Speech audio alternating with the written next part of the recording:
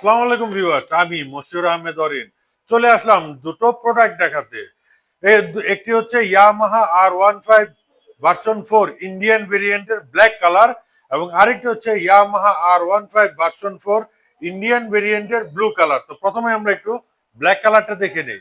তো দেখতে পাচ্ছেন এটার আগের হুইল রিমটা কিন্তু গোল্ডেন ছিল, বর্তমানে কিন্তু ব্ল্যাক দেওয়া রয়েছে এবং সাইড বর্ডারটা কিন্তু আপনারা গোল্ডেন কালার পেয়ে যাচ্ছেন।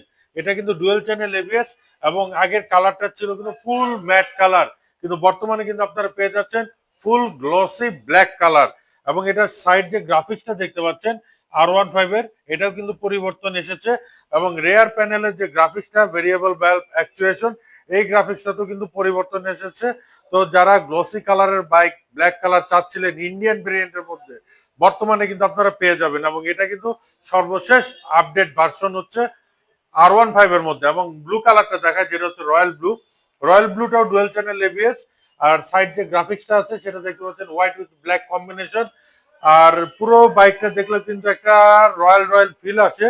আর এই ব্লু কালারটিতে কিন্তু থাকছে আপনার কুইক শিফটার, কিন্তু ব্ল্যাক কালারটিতে কিন্তু আপনারা পাচ্ছেন না কুইক শিফটার। তাই দুটো প্রাইসের ভেরিয়েন্ট দু রকমের রাখা হয়েছে।